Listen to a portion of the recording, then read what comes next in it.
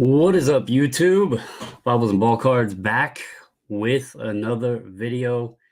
It is the what's becoming a weekly thing. I'm actually sticking to a schedule as I promised that I would try to do. But the Monday Night Live. Hope you all had a wonderful Monday. Hope you're all doing well. I will be live again this weekend. Obviously, we have a SGC order getting prepared, so I'll be on doing the preview and all of that stuff. So if you like checking out cards or seeing what people are sending in for grading, come hang out this weekend. It'll likely be sometime around 8 p.m. or so on Saturday night. It's normally when I do it. It'll be posted up ahead of time once I figure out what time I want to do it. But anyway, again, hope everybody's doing well. We got a little bit of college championship football tonight. Looks like Georgia is going to pretty handily take this game right now. So it's early, but they're playing really well. And again, last week, for those that were around watching, sorry I cut that so abruptly, but I didn't know how to proceed with the incident that took place. Good news is Hamlin. The reports are he's out of the hospital. He's released from the hospital and he's back in Buffalo. So amazing there. But to those that were watching, again, it was kind of it took me by surprise. I was shocked. I didn't know how to respond to it. I didn't know how to continue. It totally changed the mood. But thank you for all who were on watching. Um, we got the playoffs, the NFL playoffs coming up this weekend. Kind of interesting matchups. I would say the most intriguing one is Chargers and Jacksonville. Um, Herbert versus Trevor Lawrence. I'm sure a lot of the card community is going to be involved in that, or taking in that game to see who can come out victory there, whether it's Herbert or Trevor Lawrence. Other one, Monday night, you got Dallas and Tampa. Dallas didn't look so hot. Brady's trying to be Brady. We'll see how that goes. But the other matchups, like I'm a Ravens fan, but I'll tell you, I'm not excited about playing Cincinnati. The whole Lamar thing is a question mark. I don't know what's going on with him, and even if he does play, I don't see it as an advantage right now because historically, watching Lamar after he's had a break, like when they would sit him in week 17 or if they had a bye week or whatever, and then go into a playoff game, he didn't look the same. So he's been out several weeks now. Even if he does play, I don't see it.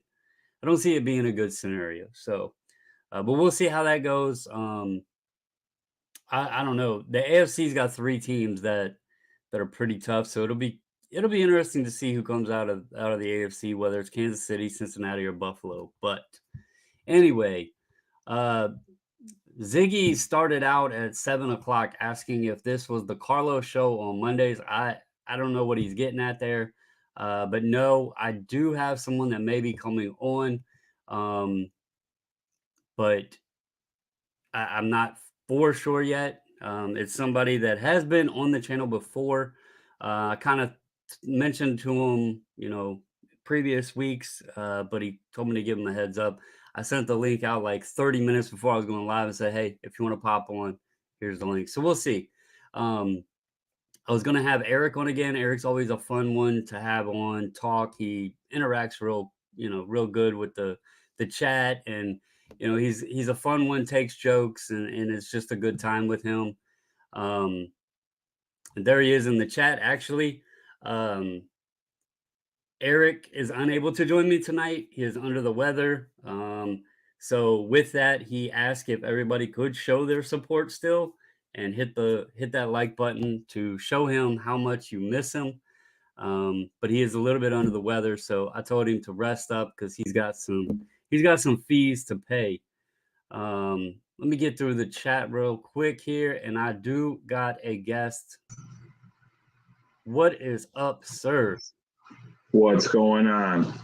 How's it going, man? So for anybody that doesn't know, if y'all watch my videos, you always hear me mention my buddy JJ. He's been on the channel before. it's probably been a while, but we've shot the shit on here before, and he's somebody I always enjoy talking, whether it's cardboard life, whatever.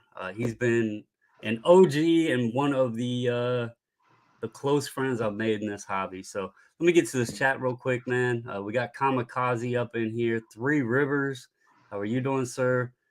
Kamikaze said TCU. I'm guessing you're probably going Georgia, JJ. At this point, I don't care. We played bad enough not to deserve to win, so I want to see a good game if we can. That would be ideal. Well, it's 10-0 right now, so Georgia's came out strong. Kamikaze says Ziggy needs some questions. Sanderson says, no, Ziggy, I'm right here with you in the chat. This show is way better than that stupid Friday show. Baseball card curmudgeon said, what's up? Vinny says, hello. Hey, Vinny, glad you got your cards, sir. Vinny made an eBay purchase off me. Glad he got his cards and was happy with it.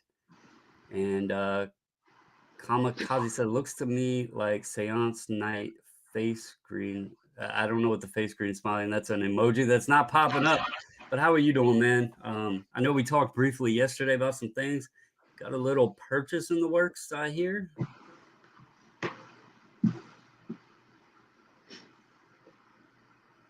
You hear me? Are you talking to me? Yeah, you. Oh, I got a little purchase in the works. Yeah, we talked about it last night. A little MJ. Oh yeah. So there's a guy I buy some stuff from locally, and it's usually not real high end stuff, but he sells stuff there. So Wednesday, I'll go pick up a lot of like 300 MJs off of him. So if you like 90s cards, 90s inserts, 90s parallels, that sort of stuff, that's something JJ's been diving into. He loves the hunt, and his favorite thing recently, if you watch the previews or whatever, the wild card Thousand Stripes. He's been, there's some of them there. If you watch Junk Wax Investor, some of the pickups on Junk Wax Investor has been this man's purchasing them. So if you're wondering who's buying them, this is the man behind a lot of those Thousand Stripe purchases. So other than that, man, like it's a new year. 2022 was kind of weird. What is your plans for the new year? I know you and Steve do a bit of selling on his site. Yep. You're just kind of hunting down collections, big lots, and you do the show up at, was it Legends, where around near where Up North Collectors and those guys are too. So yeah, they'll show up at that show from time to time. He's a little bit farther north. I think he actually opened a store up there, and I hear good things about it. So I'd like one of these times when I'm up north visiting some friends, I'd like to swing through there and see it. But I think my plan's probably just like everyone else's, just kind of stay in it. And I think 2022 showed us all to be cautiously optimistic and not get ahead of ourselves. So it's an easy thing to do when there's so much hype around everything. People have a tendency to wander off the path a little bit. I think when you're finding fruit on every tree you search, it's an easy thing to forget. It isn't always like that. So yeah, I mean, we've discussed it. We both kind of we had moments, but it was also like situations where I think for the most part we both also sold a lot during that period. yeah. So there was extra funds from that because we both kind of used the same thing. You know, we kind of use funds to buy cards, and there was so much opportunity there to sell that it created opportunity to buy. And it was more about, like, I guess what you were into. You do a lot of football and do some 90s basketball, so you're more condensed. You don't go around baseball and everything's so to speak. So but I think you're right. I think a lot of folks are kind of settling back into, they came into the craze and they kind of found, what do I really like? And then they're kind of like settling into that and back to the roots of what they actually enjoy. And I think that's actually healthy for the overall strength of the hobby moving forward. It's not just, going a mile a minute. It's actually people enjoying what they're doing. So Yeah, and vastly, I think the idea that it's like everything else that we view in life these days is everything we get shown is the biggest, the best, the baddest. The hobby in general is a very grassroots thing. It's very little about money, I think, overall. So we'll talk about going to a show and having a good show and talking about how the majority of the dollars sold come out of bargain boxes. Or like Right. that's where there's no fade. There hasn't really been any disruption. There hasn't been anybody complaining that a Luca Prism PSA 10's taking a tank. These are player collectors. These are guys who they might buy 50 cards and 25 of them are for their buddies, right? But they're only spending $50 on those 50 cards. Right. So it's, I mean, I think the hobby's healthy, but we get fed the narrative of the high end so much, or the PSA 10 or the high graded card. It's the sexy thing to talk about, but it's not the root of it. It's part of it for sure, but that's not where most people live.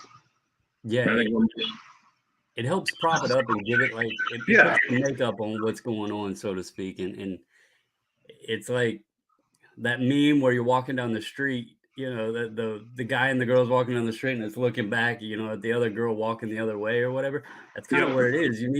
I've always referred to it as sticking in my own sandbox. Yes. Know where I am able to play, know what I enjoy, what sandbox I play in, what I enjoy to play, and all of that, and just sticking to that, not worrying about the other stuff, because that's not my price point. So 100%. And I'll take some of the best stuff that I've been able to accumulate, just like you have, because the market got so crazy and things were worth a bunch. You could make moves and pick up some things that maybe you'd wanted, or opportunities that might have been tougher to capitalize on a few years ago. But I'll take a card that I have almost zero faith in selling because it's a big card and it'll make people stop and look, and surrounded by stuff I know will sell in the area because that's the card that'll make people stop and look. Right? Like if I'm set up at a show, for example. Yeah, and you have a lot of good, from what I see up there. I'm getting a lot of feedback though, by the way. I'm gonna mute.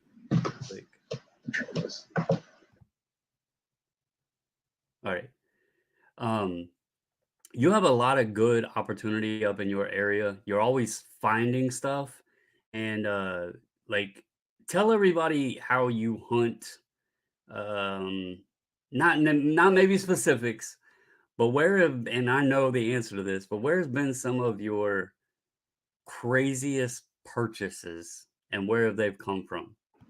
I mean, I've had great purchases just meeting people at shows, people walking up to my table. Marketplace on Facebook. I've had some big hits on Marketplace on Facebook. So, there's aspects where people will take really, really poor pictures of something and you'll see it. Like, I mean, one of the conversations we've had is about the 96 precious metal Kobe, not the PMG, but the OG that I bought for $50 on Marketplace that was marked down from 80. So the seller had it on there long enough that they marked it down from 80 to 50, but the pictures weren't very good.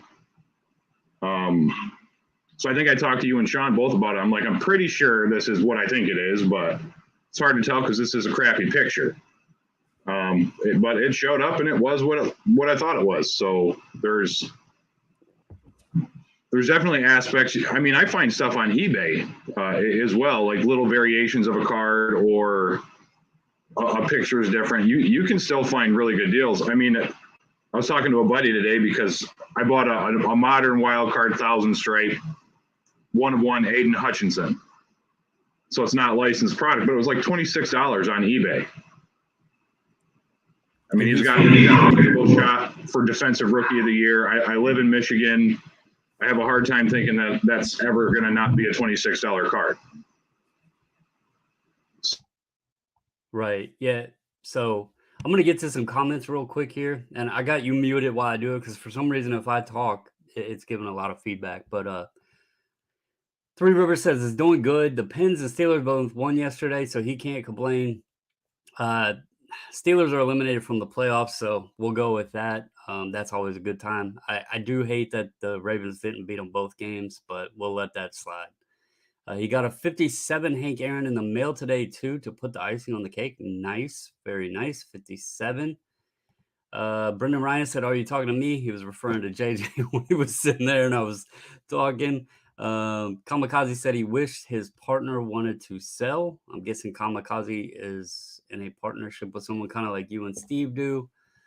Three Rivers says that's a good point. It was almost can't miss there for a while. That is definitely true. I mean, there was moments where you could list cards and wake up the next morning and you knew they were going to be sold, and for stupid prices. Like the Prism stuff I sold, it should have never went what it went for, and it damn sure shouldn't have went for as quick as it went for, but I'll take it. I can't hit rewind, and I'm definitely not going to complain about it. Josh says, "Eric, hope you feel better soon. Just hit the thumbs up to show my support for you." Thank you, Josh, and I'm sure Eric will appreciate that. Andrew with Paige and Deanie Bean said, "What is going on? How are you doing, sir?" Orlando from A Collector's Dream is here. Hello, sir. Hope you're doing well. Three Rivers says, "What's up to Paige, Dean, and Orlando?" Let's see. He said that's one of his favorite memes. 286-10 Jordan sell, reinvest in any player to the moon. Not quite sure what he's referring to there, but I'm guessing 86 Fleer, PSA 10 Jordans. Eric says, "Hey, Josh, I hate you. Have a pleasant evening." That's normal for the cake. What's up, guys? Football game on. Mail day was cool. Just finished an article. Good day. That is Paul. Paul is a big football guy. He loves vintage. Paul is friends with Dakota, and if those that watch Dakota, when Dakota did, I believe he titled it something like his most epic mail day ever or whatever it was. Many of those purchases were purchased off this good fellow right here, just so you can connect the dots. That's where I connected JJ with Dakota, and then them two talked and worked out a good deal and all that. I think he got the Grange and stuff, and then that led to other pickups. And my question is, what player cards are flying off the table? There's actually a lot of stuff flying off the table right now. It's just not high end, not even probably medium end, really. But you must be under the weather. Normally, you threaten to punch me in the face. Why you mad, Eric? Paying for the like button here too. I'm too tired to punch you. He got the Rona again. Thoughts on wild card other non-licensed 10 or less? JJ, I'll let you speak on that in a second. Partner's dad got us started. Big time holder. Low and mid-grade vintage stars have been selling for me. CSG, SGC slabs too. This guy, shit, we might have to do business in the future. Yes, Paul, this fellow right here is the one that I connected with Dakota. Yeah, JJ loves his football. He dabbles in some basketball too, mostly 90s, and then he does, hit the vintage stuff too. So, and then Michael Ham said, "Good evening. Going to the Tampa Dallas game next Monday to close out Dallas's season." Well, good luck on that. That'll be an interesting game. Two quarterbacks that are not doing the best this year. So, all right, I'm going to unmute JJ and let him answer this question right here, since he has been more on the wild card train. So I think unlicensed stuff in general is interesting, especially when there's certain aspects. Like I think the Bowman U stuff with the first Bowman kind of craze this year that's not licensed has a little better draw than maybe the wild card. But I think it's like anything else. For me being in Michigan, to be able to pick up a low-numbered Aiden Hutchinson, who is effectively a Michigan legend, got a good shot at Defensive Rookie of the Year. He got drafted to the local team, the hometown team in Detroit. There are certain aspects, I think one of the big pushes that people say, college uniform stuff is not an investment. There's some rabid college collectors out there that are looking for anything in a college uniform, and whether the Aiden Hutchinson isn't a licensed card or not, it's still him in a Michigan uniform, and that's still going to draw attention. Micah Parsons has some stuff in the wild card, which I think is a big deal. And and to be perfectly honest with you, the old wild card stuff's not licensed. They just did it. It was like guerrilla warfare. They ended up in a lawsuit with the NFL. Went on for a very long time, and when the dust settled on the lawsuit, they were basically in liquidation mode. So they didn't have licenses to be producing cards in the early 90s. They just did it. You know the owner, the original creators or something like that, don't you? That did the original wild card. So I've met them. A buddy of mine knows them pretty well. So Lou at Legends kind of has a pipeline in there. Because we've contemplated having some conversations. So like when we talk about liking the hunt, I think one of the things I like a lot are rare cards that aren't serial numbered, right? So like when we talk about the 92,000 stripe Stat Smasher Barry Sanders, there's 4 graded by anybody. I've seen one other one. My best guess is it's certainly sub 20, but there's no way to really know what the population is. And you're talking about a card from 1992, right? I get that it's not serial number, but you're in a really low, borderline impossible range to find some of that stuff. So I've had a lot of success with even 91s, buying that lot. You're speaking Paul's language. Yeah. Even the 91 stuff, I think it's a little bit higher. I don't know that there's, more than 50 of any of those players, but you'll go to a show and it's just not something that's on. A lot of times if you get cards that are off the beaten path where there's not a lot of transactions and it's not easy to really discern the value just based on looking at it, that's sort of where I like to play around a little bit and see what kind of treasures I can find. Right. And you mentioned the college aspect, and I know you're a Michigan fan. You're in Michigan territory. You're not, I don't believe you're too far from the campus and everything. And when you set up at the shows and stuff, Michigan's going to be a big draw, at the Legends card show and all that. Even probably when you head down, because you do the show down in Indiana. I can't remember the name of it now, but the barn. Shipshewana, right. I know you do that one. And then if you really look at, love him or hate him, but Ryan, with Card Collector 2, what is the one thing that guy loves to show off all the time? And he's in a similar situation where he's in the heart, right near the Ohio State area. And so he picks that stuff up, and he knows that if he's buying players that came from OSU or whatever, he can move them in his shop. And I think that's a similar scenario for you when you're going to these shows is, that even though it's not licensed, if it has that U of M, that U of M logo sometimes could be worth more than the NFL logo on some of those guys. So, but what if you had to rank top 5, and this might be hard to do because, but if you had to just off the top of your head, top 5, which colleges would you say would be best? I have 5 in mind, but. Well, so, I think for me, just because of my personal experience and I'm biased as hell, you can kind of just you can go in and look at what ticket sales are. You can go in and look at what merchandise sales are. So Ohio State certainly in the mix, Michigan, Alabama. I don't even know if Tennessee, even though they've had a similar 2000s like Michigan has, where they were a lot more prominent before. Michigan sort of had a resurgence over the past few years. Texas, USC. There's no surprises, right? It's all of those juggernaut schools that sell juggernaut tickets, produce massive amounts of revenue. The fan bases are rabid and loyal and large.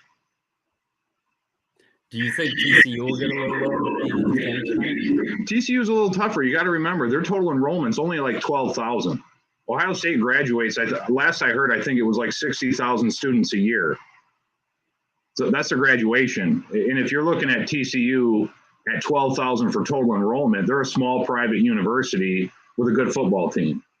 They certainly deserve love. They're doing great and playing very well. They're in the national championship. But I don't think you're going to get that same sort of response for their stuff just because there's not as many. There's less competition to get it. I was just more saying, should we go out and buy all the Andy Daltons and LaDainian Tomlinsons we can find? LaDainian In Tomlinson, I think, would be a better buy long term than Andy Dalton, personally. But if you like Andy Dalton, you should go out and buy Andy Dalton stuff for sure. Let me ask you this, because we've been talking about, cards that you like to buy, and you do a lot of shows, you do the selling, obviously with Steve, and you do a lot of MySlab sales. You kind of shy away from eBay.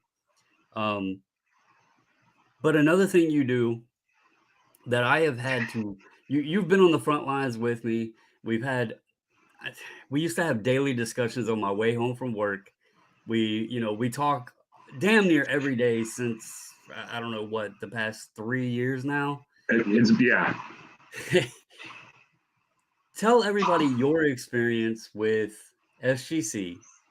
Yeah. And I want everybody to keep in mind, he started grading with SGC before using us as a Booksmith. In fact, our order numbers are we figured out where we're like almost damn near sequential in our customer number or something like that. Yep. It's funny.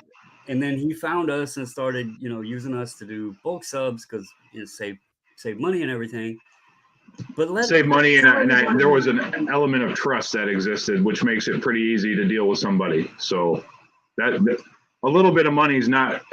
I'm not going to make a decision to save a little bit of money if there's no trust involved, right? That's just not ever. That's not a reasonable decision to me.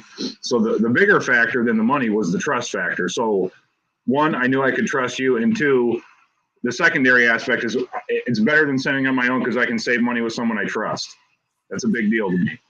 Well, I appreciate that. Tell people your thoughts on using SGC and how you've done, because there's been this sentiment that you can't be successful in sports cards if you're not using PSA, and I don't know of any cards that you've sent to PSA. I know you've used Beckett on a couple of occasions because SGC either didn't do the cards or whatever, it was a sizing thing or what have you. You sent to UGS, but outside of that, I don't think you've used PSA. And no.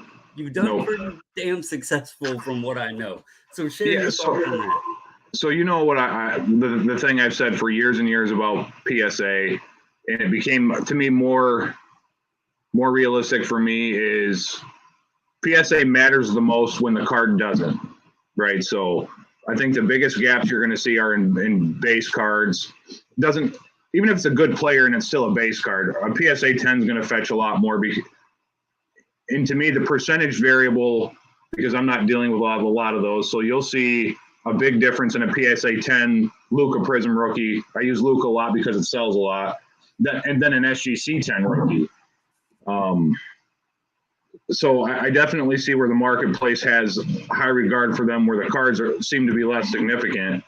But the idea for me is I don't really like PSA. I don't like their consistency. I might buy, sell, and trade and be totally involved in the hobby, but it's no different. I'm not going to support anything I don't really care for. So SGC, I started to work with them. I felt like everything was pretty reasonable. If I got a crappy grade, go back over the card, find something that maybe I missed or overlooked. Maybe I was in a hurry, no one knows, but I'll see things that maybe I had overlooked. I think when SGC messes up, I'm just as willing to say it about them as I would be anybody else. I just don't feel like they mess up as much. I feel like they're consistent and accurate. I think they have a better product, and I don't need it. I would rather have comfortable feet than a Nike swoosh, if that makes sense. That's a good way to put it. And I think we both have always been, getting to know you more, and the way we, discuss the hobby and our tactics and how we go about things. I think we both, we look at it as the beginning end of the sale. And what I'm meaning is what we pay for a card is more important, because it's not always just about the margin on the back end. Like when you're looking at those percentages, sometimes if you're getting the cards at the right price, you can sell for less and make more than the PSA copy. And when the wait times and all of that stuff was in there, it made it even more prevalent because then you weren't, we all knew, there's people out there that are, saying that they have a crystal ball and they predicted that, things were going to come down. We all knew. Like we all knew that it was unsustainable. So there was risk there by sending your stuff in because you didn't know when it was going to come back and you didn't know what the decrease was going to be. And for so long, there was this, oh, well, they don't sell, they don't sell, they don't sell. How much issues have you had selling SGC graded cards? Really no issue. And a lot of it, I think it's like anything else because we've seen, and that's another thing that I think we learned, right? So your return rate became a very big deal. What was the time of sending something in to the time to getting it back? In a remarkably volatile market, you could get 100 PSA 10s on an order that was going to sit down there past its viable life, right? So midway through your grading cycle, it was worth the most it was ever going to be worth. By the time you got it, it wasn't. So there's certainly an avenue about turning your money over, and especially if you're trying to turn a profit, turning your inventory is a really big deal. And we got that with SGC. And how many horror stories did we hear? How much stuff do we still see? Like, I do some stuff with Steve. We have a partnership. We set the rules. Almost everything we buy, we sell. There's really no keeping out of our team stuff, but he deals with some folks, and he was getting some of these PSA abandonment orders for next to nothing, right? Because every card from 2019, whether it was Chronicles or Flawless, was sitting in a vault. So you end up sending in, 100 Tyler Heroes and 100 RJ Barretts and all this stuff that has hype around it, and then the hype fades out, and you got whatever it was at the time, $30 into a $3 card in the slab. So it's interesting to make sure that when you're making decisions, you factor in as many variables as you really can. Reasonable variables like time frame. That's a big deal. Yeah, I completely forgot about that. I'm glad you mentioned that because like when we were talking time frame and all that, I completely forgot that PSA was like liquidating orders that was sitting there that weren't paid for. And Steve had like this list of PSA cards that he had, gotten opportunity to purchase and was just, he was buying them pennies on the dollar and then selling them for a little bit over what he was paying, to recover some of that. But let me get to some comments real quick here. Curmudgeon said there's a big show this weekend in Palm Beach. Jeff Wilson is flying in to grace the public. He just put out a new video that there's been a lot of talk about. So good luck to him. That's all I'm going to say. Three Rivers says, I loved Bowman always got some nice stuff and never felt the box wasn't worth it. I think Bowman does have interesting intrigue to it. Craven said, anybody going to the Atlanta show? Yeah, you stacked with those. I don't know who the guy is, but you sent like what 10 of them or something. I don't even know how many you sent. 5. Sadie says he feels like he's looking at two hobos. Well, we're two damn good looking hobos that you appreciate, Sadie. Well, Sadie, I find that the more homeless I look, the less I'm engaged by idiots. It's not working now, clearly, but normally it works.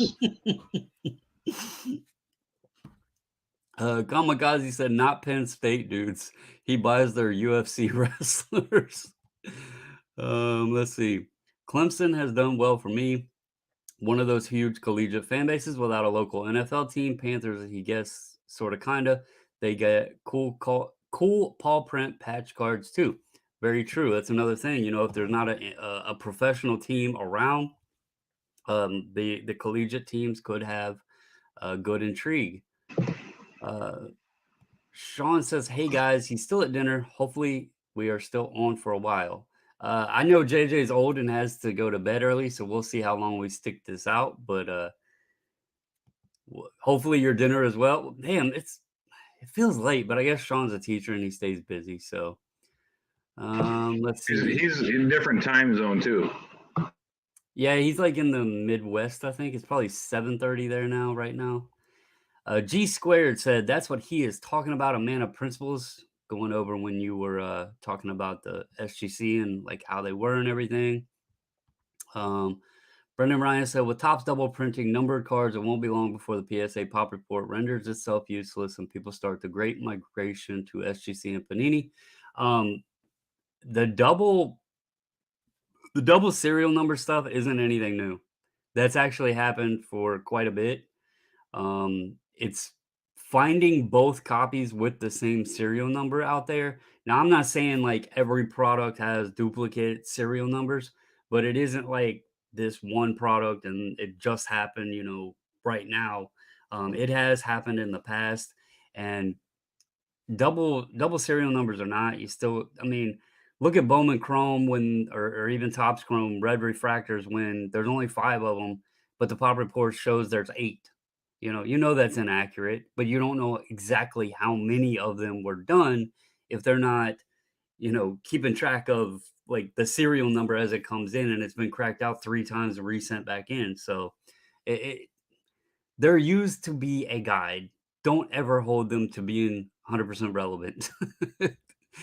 um, the more money that gets thrown at PSA, the more they have no reason to improve their customer service. We let them get away with that shit. Some people do. I have not, and I know others who have not either, but some people do. And some people like them. Maybe they've had no bad experience. It is possible. But anyway, Eric says there's only one grading company he used for all of his collecting needs, PPG, the official grading company of all true collectors. And what he is talking about is I made him a funny custom like label in a slab for a card and sent it to him. PPG, Poopy Pony Grading. And I slabbed up a little custom. I put my Jason Robertson Future Watch in a slab as well. And so we're calling my little custom labels Poopy Pony Grading. um, Paul said, if you have an Instagram or Twitter, heck, even Discord, invite him in, let him know. He'd love to talk cards. Paul, I will talk to you. I know he has IG, but I know he also doesn't get on there very much. We'll see if we can connect y'all. I know he's on Facebook. So I'll talk to Paul. Let's see. He's under the weather. He often has typos when he needs Beckett.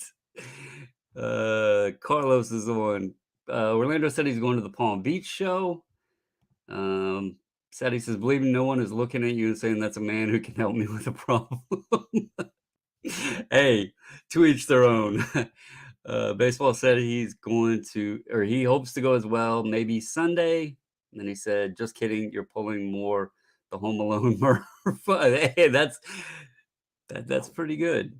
Let's see. This man really just giving all. You were talking to other people, but anyway, I'm a big Poppy head. She can't even spell poopy right. And that background needs to be veneer. That's no, never mind.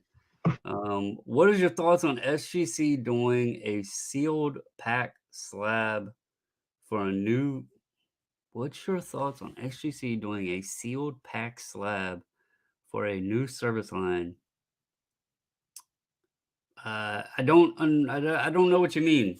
I think he means grading packs. Like if you had a 1986 Fleer pack, is what I'm guessing. So there's been lots of talks. I know, I don't know if he's watching, but I know he's one that is a huge critic of saying that SGC doesn't have variety in what they're capable of. My thing is this. I get that some of the companies like PSA, they're doing video games. They bought WATA. They do coins, they do paper currency, they do packs, they do all these different things, right? They authenticate autographs. I actually appreciate the fact that SGC sticks to doing what they are good at, what they are confident in, and what they can provide a great service to the customer. You start expanding all of these other things and trying to get too big and too much of the piece of the pie. That's when you start having more problems. That's when you start running into issues. That's when you just open yourself up for so many problems. And GI Joe supports this message because that's the person who grades those packs. yeah, the Pokemon packs, right? Yeah, and he admitted that some of those packs were likely resealed. But it just there's this, there's a point where you should just accept and stick to what you're really good at. It's kind of like we were talking about with the whole, past couple years where people were scrambling everywhere and now settling back into what they know, what they enjoy. It's kind of the same thing when it comes to like grading is stick and nail down what, one thing first and then expand across to others. And, if they're not confident authenticating autographs, so be it. Until they have somebody in house that is good at it or they feel confident in it, no problem. They don't have slabs for comic books. Okay, fine. They're not doing comic books. They can't do coins. They don't know about coins. Okay, cool. It's also, you got to think every time you add a layer to this, you have to break into that niche. They've gained in sports cards. They have that non-sport element to some stuff. I know people love FGC and soccer, but to just say, okay, we're doing packs now, and people to respect and accept that, it's not as easy to do. So I actually appreciate that they're sticking to what they're good at, and keep rolling on the train that's been working. Carlos said that's a very noble line of thoughts, but the actual reason is that Steve Hart is basically the only one doing it. So even if they wanted to, they would have trouble finding someone to do it. That's true too. you know, um, and look, Steve Hart has trouble with it, and he admittingly says he does. So, Well, so that's the other end of it because everyone's fallible, even him, right? So he's the industry leading expert, like it or not. And when you're talking about almost all of the stuff that's repacked is repacked with original packaging, right? So you could take again like an '86 Fleer pack, and you can see a sticker and you can see a card. You can see two of the cards in that pack, and people have gotten really good. And even on just individual counterfeit cards, like we've seen some really good fakes come through the subs over the years. I mean, people are creative and good at doing things, and then when there's a whole bunch of money that's at stake when you're doing it, it's easy for somebody to try to pull one over on a grading company, but then or Steve at Baseball Card Exchange, but then when this thing gets opened or cracked out and you're the one left holding the bag, it's a hard thing to want to do, especially if you don't know how to do it. The best guy in the industry has been duped a lot lately. Yep, that's very, very true there. I mean, we go back and watch it. I think it was 2021 springtime, roughly, when that Jordan came and we sent it in, and you seen pictures, Refractor seen like there was so many people that seen pictures of that card. I did a live preview of that card, showed it up close, showed every detail of it. Not one person ever said that's a fake. Nobody, like nobody questioned of the authenticity of it. And sure enough, we sent it in and it was counterfeit.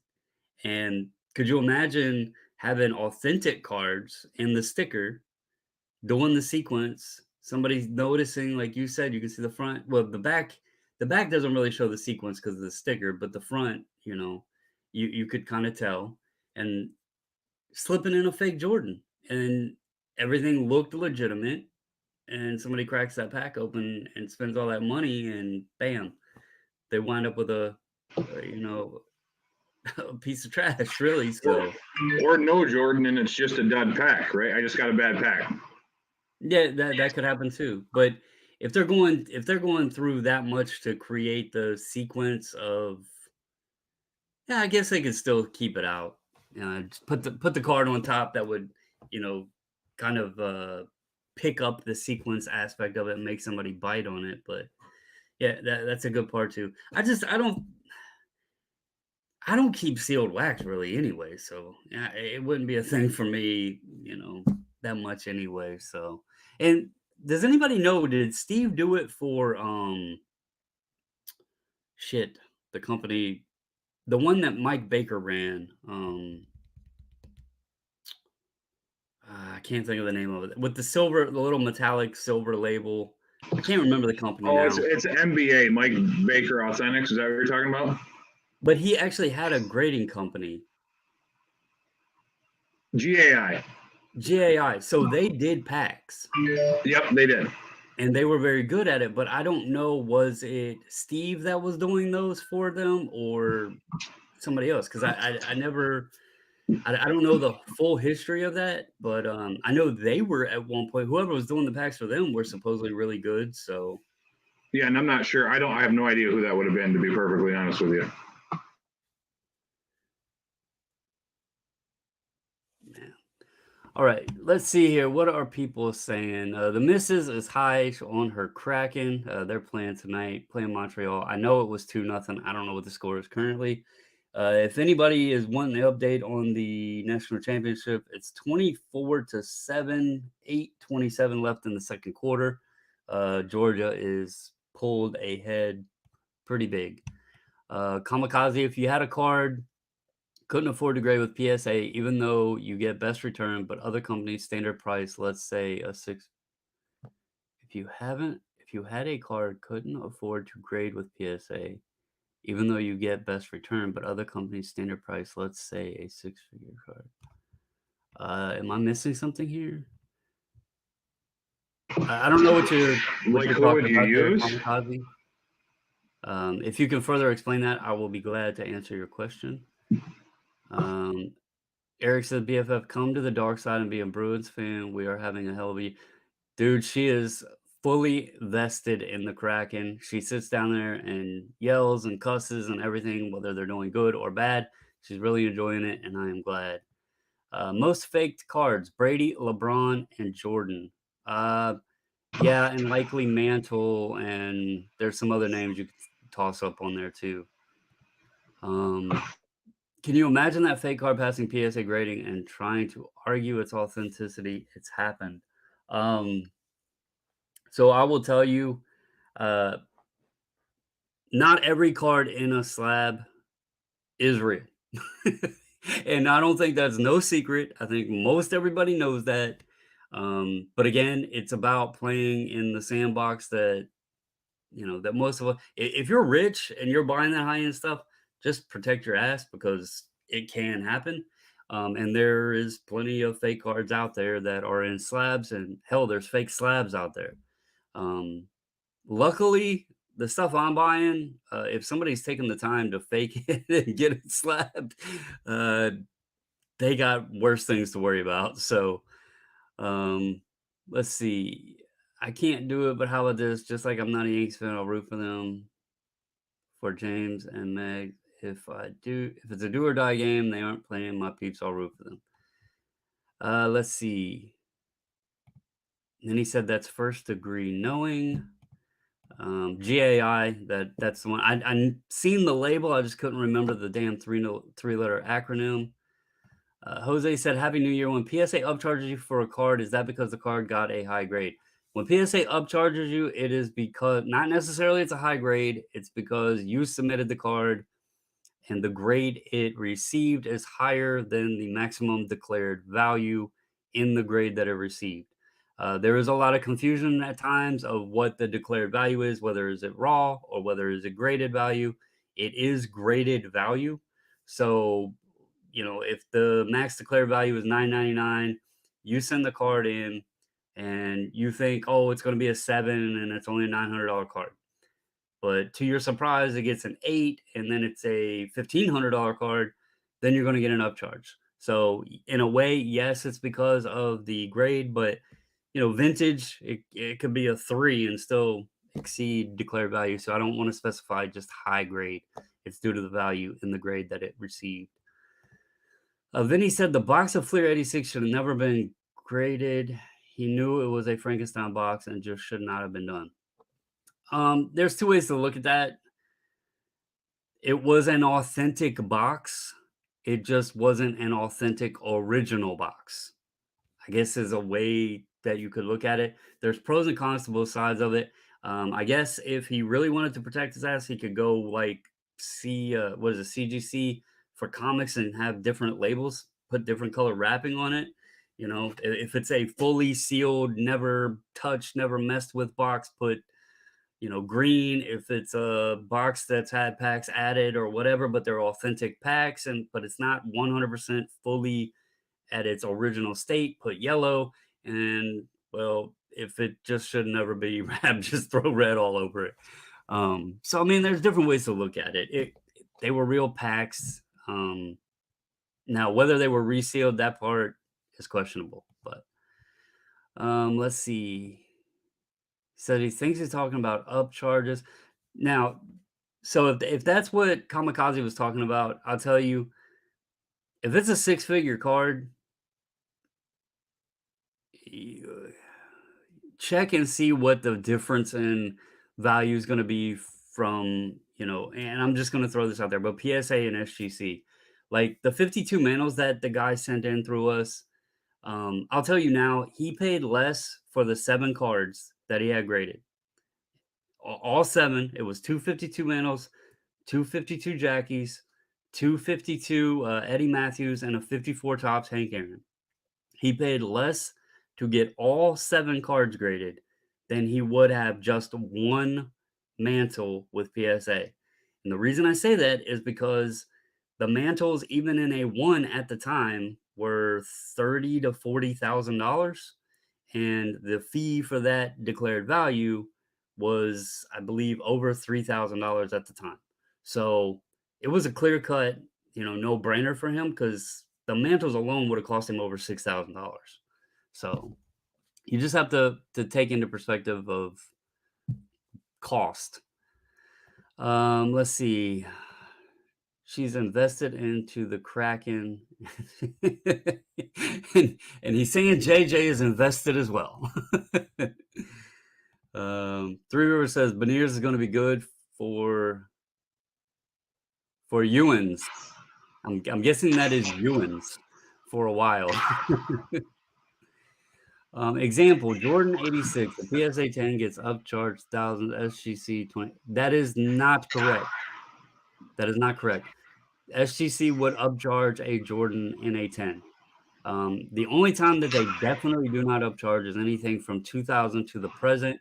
Anything prior to the year 2000 with SGC, it can get upcharged. I had it happen recently on a Sandy Koufax rookie. So it is not just a simple one flat fee. They're not sticklers on it, but a SGC 10 Jordan, you're not getting it without an upcharge, guaranteed. I wouldn't even attempt it. So, but what would you do if you had, I don't know, we'll call it a $150,000 card, a PSA 10, $150,000. So if we're talking about that, it's going to 10 at either company. I would do the math, right? So I would view it in 2 different ways. And if the idea is to keep it or sell it, that changes what I would choose. But if the idea was to sell it, so let's say to sell it for the maximum amount of money, the time frame with PSA with cards like that's less significant because you're going to send it in at the fastest service level they have. So it's just a math equation at that point. If a PSA 10 sells for more and it's not at a high risk or it's not a super volatile card, right? So let's say it's a rare LeBron James rookie that's always going to be $150,000. I would spend some time and save the money to get the return on it. Or if I didn't have to save money to get the return on it, to me, it's just a math equation at that point. So there's another part to the equation that a lot of people skip, and Kamikaze just brought it up. He just brought it. I was getting ready to allude to this because this was the situation with the guy that had the manuals and everything. You think about that, and it was at least $3,000 each, and it might have been more on the manuals that he would have paid. Not everybody has, $5,000, $6,000, $10,000. So let's say I had the card and I look at PSA and I'm like, well, shit, this is going to cost me $3,000. a lot of people may not have that laying around to be able to pay that fee, so go with another option. You still get it slabbed, you still get a value bump to it, and you can sell it and make a hell of a lot of money. And obviously, if you don't have that kind of change to pay a $3,000+ grading fee, getting $100+ thousand for a sports card was likely luck, and it could really beef up your bank account a little bit. Are you going to sell it for a little less? Sure, but you're going to gain a lot more. So So, that's another aspect to it. well, if it was individually me, I would not send it to PSA no matter what. So there's that aspect of it too. So, but I'm not going to tell people to follow my pathway. Right. They don't have to have the same beliefs and orneriness I do about things. Right. And I actually, I shared this story with everybody. I never expected us to have 52 manos come across the table. And the guy, it was actually a gentleman that had submitted with us. He knew the guy and, told him that we do grading and everything for SGC. And they both called me and asked my opinion. I shared with them, kind of price points for both companies, on approximately what the cards would be. And then we went over what the grading fees would be. Full disclosure, I let him decide what he wanted to do. It was 2 months later, he gives me a call back and says, "Hey, I want to go ahead and get those manos graded up. How can we go about this?" And it was no twisting arms. It was no, you have to do it this way. It When it comes to that kind of stuff, again, I know gotten accused throughout the time period of being on here doing videos or whatever. The truth is, use whoever you feel most comfortable with, whoever works for you. I don't just specifically only use SGC anymore. I sent a card or an order off not that long ago to CSG. It was PC stuff. I like their slabs too, and I feel that their grading is pretty damn accurate as well. And so, I've kind of branched out instead of just my SGC bubble. Um, but yeah, always use whoever you're comfortable with, whoever you like, who you can afford. And hell, if you don't grade, that's perfectly cool too. One touches are great. Top loaders work. Yeah, there's other options out there to do this hobby. You don't have to follow the crowd. Let's see here. We got James says PSA is a scary company. I listen to the news, but personally, I just don't use them, and it's nothing against them or anything. It's just I tried them, I didn't like them, I moved on. Brendan said, if price was $10 a card and turnaround time was 2 weeks max, who would you grade with? Secondary market price being the main motivation, not consistency or accuracy. I don't care if they all were $10 a card, 2 weeks. I still would not use PSA because what it boils down to, and again, not everybody may have this problem, but I have, and I've said it before, I value myself as well as the cards. I value myself as a consumer. I don't want to deal with their customer service. I cannot stand poor customer service. If I go to a restaurant and there's 4 restaurants there, and this one, and this one, and this one, and this one, they're all the same price. But this one, I try them out. Somebody told me they got a great steak, and I go in there and it tastes like shit. Why am I going back? Everybody else might got a great steak, but mine sucked. I'm not going back, So let's see. Vinny says grading, selling in steps. You grade and don't have upcharge costs. You sell, make a little profit, and allow someone else to step upgrade and make some cash off of it. In the end, the benefit is worth steps. That is very true. Again, it goes back to what are you into the card for? What did it cost to get it graded? How much are you making off of it? So let's see. Sadie said, I thought about sending them cards recently and just can't do it, so I haven't sent cards. When is the next groups of Sadie? The next one is the due date is Thursday. You still got time if you get them in the mail tomorrow. The but the due date is Thursday, the 12th. I will be doing the preview on Saturday, and then they'll be going down to Boca Raton on Monday. So, but any plans, like what plans do you have going into to the year? I know Wednesday you got some buys going on, but Yeah, anything so on the table, any plans got going on? I think it's probably less plans than I've ever had before, because you hit the nail on the head, right? So the most important thing, whether especially if you buy stuff to sell stuff, is what you buy it at, right? If you have to buy it at a reasonable rate and understand that the market's still in decline. So just to take advantage of the opportunities that present themselves, like I'm not going to try to force anything. I'm not going to try to hedge my bets. I'm not going to assume that a card is going to go up in value. I'm going to try to work on deals that are advantageous for stuff I want to sell. I'll probably overpay for Charles Woodson's I don't have. So pretty status quo. So, yeah, just try to make sure I don't walk by good opportunities and be willing to walk for bad ones.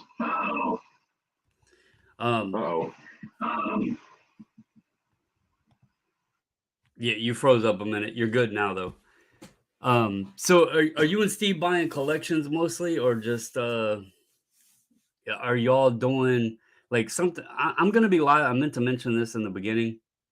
I'm gonna be live with JMac Sports Cards and JD over on his channel on Wednesday evening. Pretty certain if the missus could confirm, because he emailed me. I don't want to get this wrong. I think he said 8 p.m. Eastern, so same time as I started tonight. But me and JD are going to be live with JMac Wednesday night. JMac is he's an eBay reseller. I've been pushing my eBay stuff really hard, been having a blast and more motivated with it. And I actually got JD on his horse to be motivated.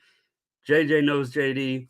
We both try to motivate his ass. I think I finally busted through for a bit. But anyway, we're going to be over there. Are y'all small balling it, or like what is the range that you're seeing most move? Because I'm not going to lie, my stuff, it's lower end stuff, but it moves in volume. It takes more work, but the dollars add up. So are y'all seeing middle range, low range? Like what's the biggest thing? Vastly, I still think it's 50 and under. So Steve's been at it for a long time too, and I think that's one of the big benefits on the card side of me becoming friends with Steve. I started to realize the value of the little, right? Because I think I had the perception, just like everyone else. It's everyone wants to see a PSA 10 Michael Jordan rookie. No one wants to buy it. If you have a box full of, like I have a box almost at every show because I try to buy them a lot of, like, it'll just be Kobe, LeBron, Jordan. And I'm not talking high-end stuff, but I sell a ton of that stuff. $1, $3, $5, $10, $15, $20 stuff because that's what people are looking for.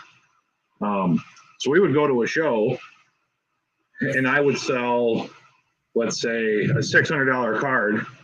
And I'd watch Steve sell like $3,500 worth of dollar stuff out of his dollar box because he was going out and buying more collections and doing stuff. So we just started, we got some opportunities to buy some bigger things, went in and on them together. And I think we're at, like, we have a team fund and we never really take money out of it. We each, I think our initial investment was probably about $1,000 a piece. And,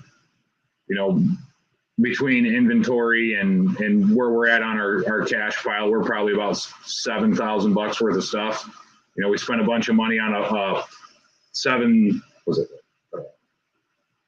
don't remember what it was. It was like, I want to say it was like 7,000 Michael Jordan cards, base cards.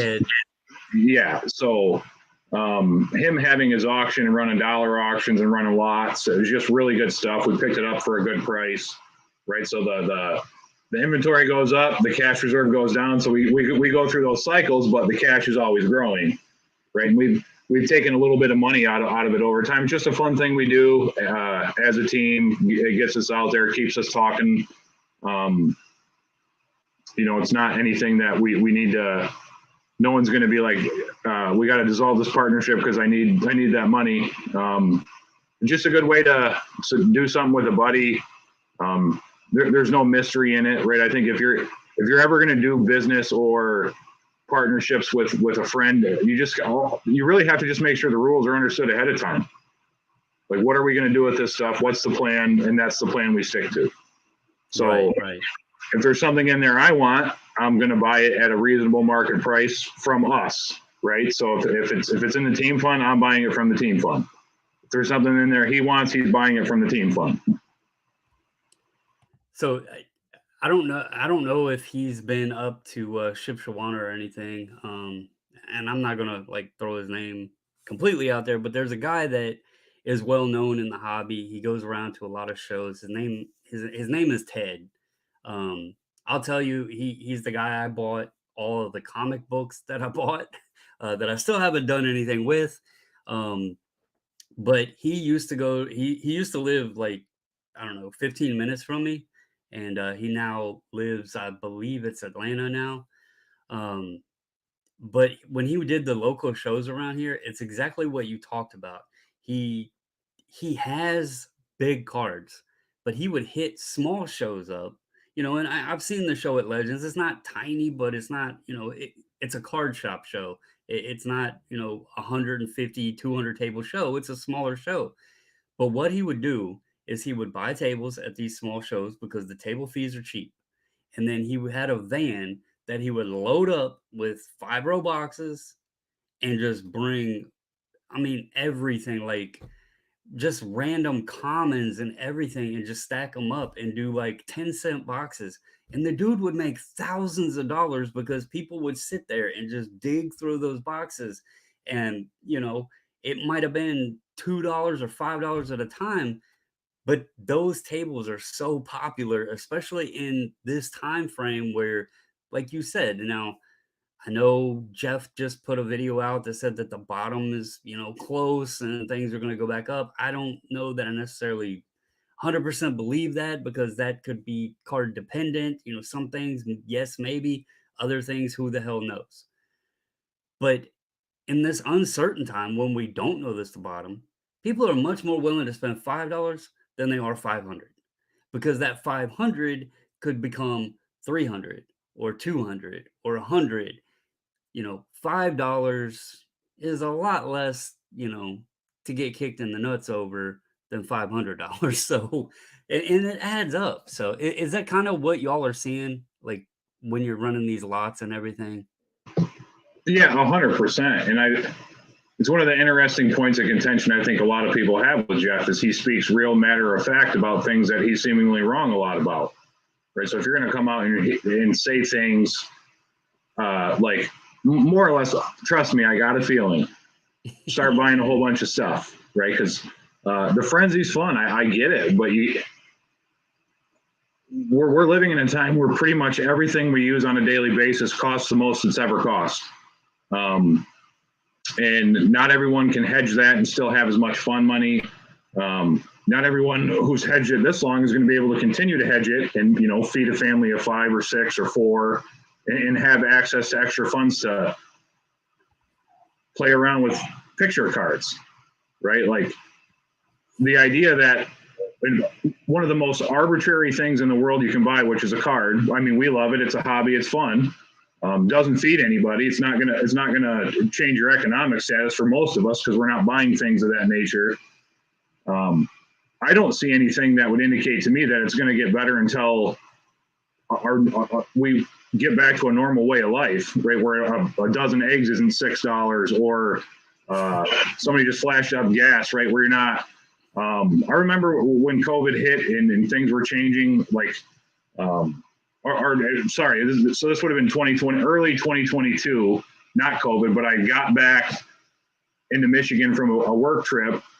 And it was right after Russia invaded Ukraine and gas exploded, right? So I have like a 25-gallon tank. When I left, it was like $60 to fill my tank. And when I got back to Michigan 2 weeks later, it was $96 to fill my tank. Look, brother, I got to mute you for a second because you know what I drive. I don't want to hear nothing about no damn gas prices or gas tank.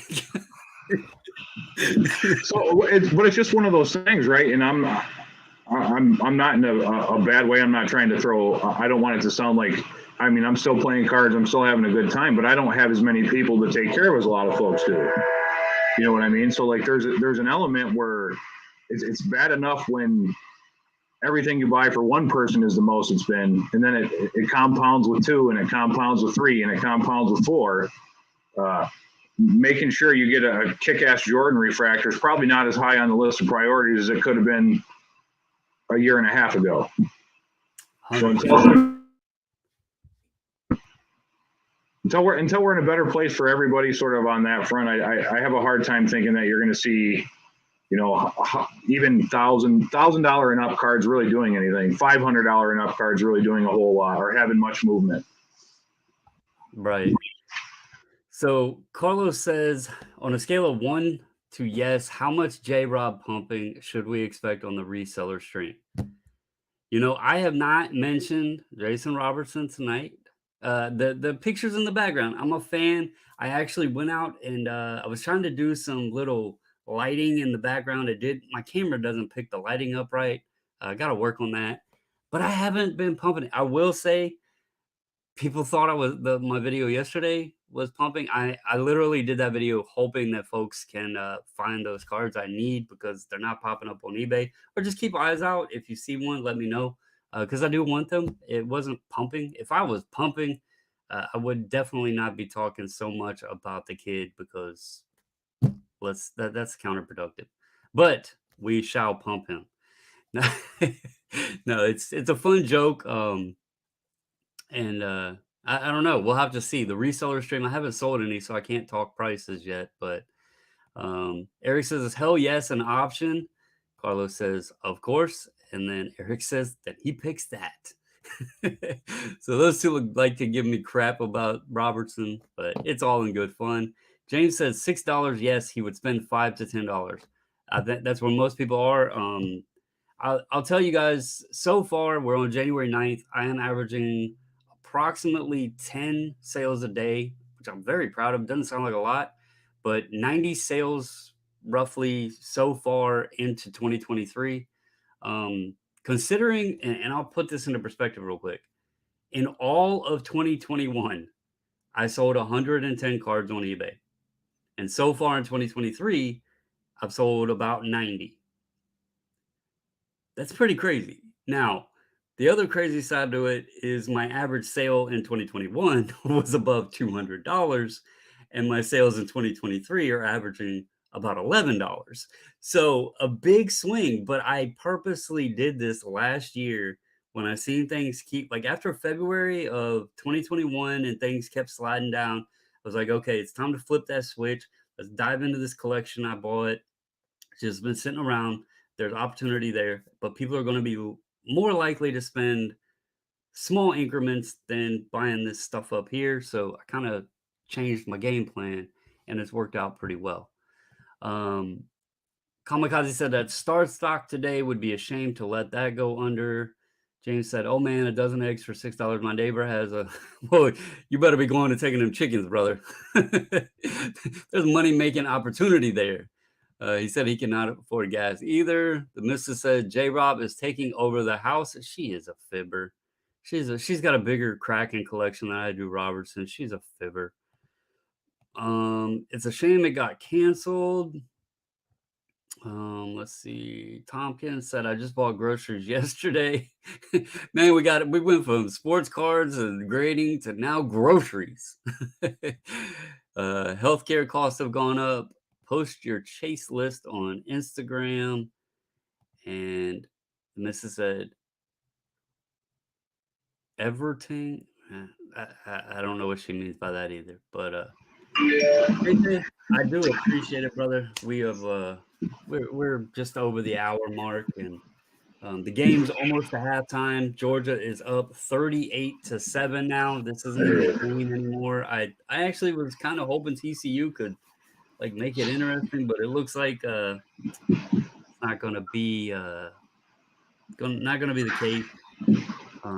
Any final thoughts, man? I love talking to you, shooting. We talk about everything. This dude Yeah. So a big thing for me again, and I think we talk about it a lot because we definitely, and everyone has preferences, but I think sort of on the back of the who to grade with, all that stuff conversation is that's one of the things that I've seen die out. Like I think I see more people that are doing what I feel like is the right thing, right? They're looking for a card before they're looking for a case. So if it's a card that you're after or you like, and it's in a CSG or a reputable grading slab, or it's raw, buy the cards you like. The grading aspect might be fun, and it's got some cool aspects to it, but I'm seeing a lot of people revert to just not even looking for graded cards anymore because they don't want to pay an uptick in value, and they want a card. They want the card almost regardless of condition more than they care what the condition of the card is or what kind of plastic surrounds it. So, yeah, there's a lot of ways to have fun, but if you like a card, buy the card. The case is secondary.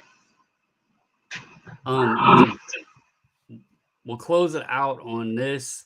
Can we talk about who will win the Super Bowl? We'll close it out. I'll let you give your thoughts. And we kind of discussed this privately because I heard that there were some favorites out there. I disagree with the favorite team. But give us a breakdown how you think the playoffs will play out, and who do you think is going to be the Super Bowl? I mean, I don't know. I think, like we talked about earlier, I don't feel like the NFC.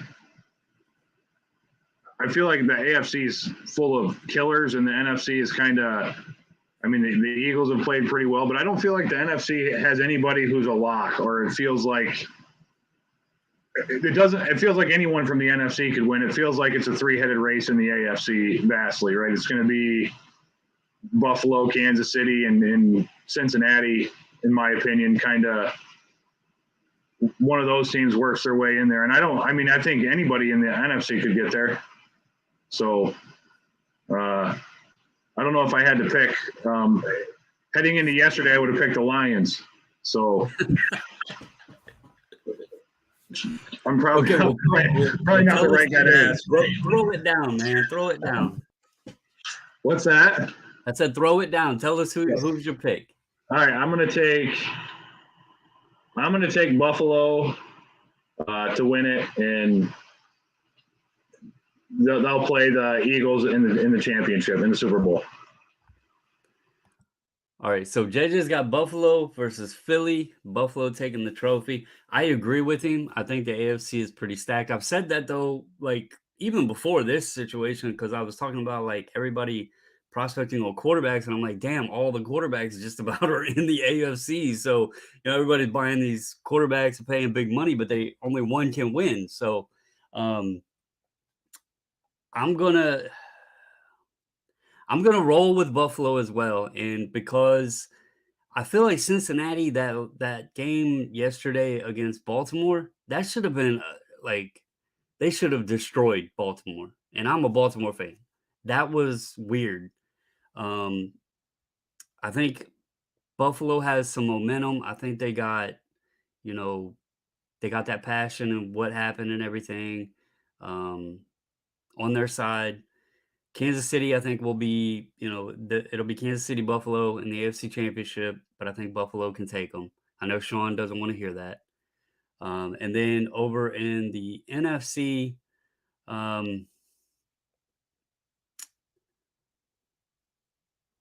Philly just looks good with a healthy Hurts. With a healthy Jalen Hurts, they look really good. It's hard. It's hard to pick a surefire winner after Detroit got mathematically eliminated yesterday. Am I right? I wanna say Minnesota, but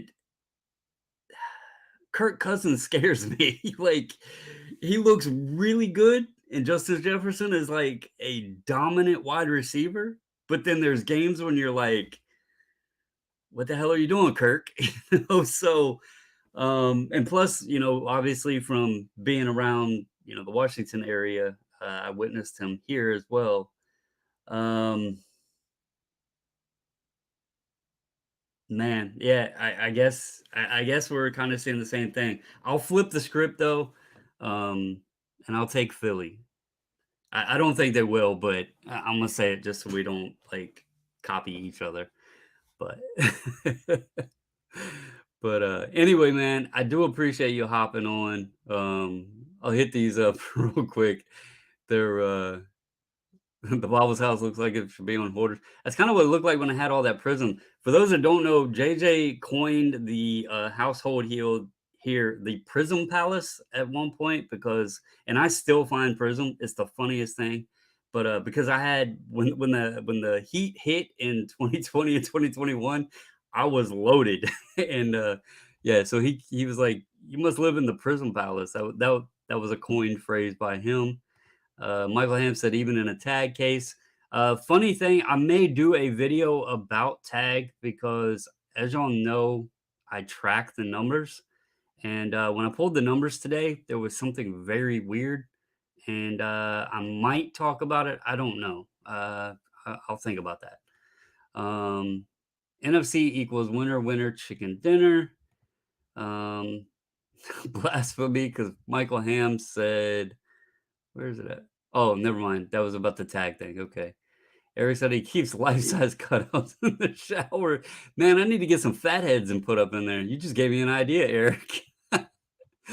Remember if Buffalo goes to a Super Bowl, bet against them? Yeah, they did win or lose 4 in a row. Michael Ham says Bucks versus Bengals. Mrs. said it's concerning. She is fibbing her ass off.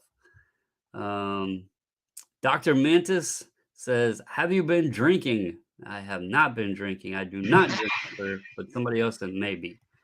Michael Hansen Drugs says a for me, little. it's drugs for me, as Sadie would have said.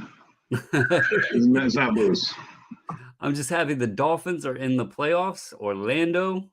We'll see how they do. I really hope Tua is okay, man. He looked really good, and then God, he got the hell beat out of him this year. Until Brady retires, be on watch. Uh, Let me guess, they graded 1 card. Spoiler alert, Michael. I can't even say they graded 1.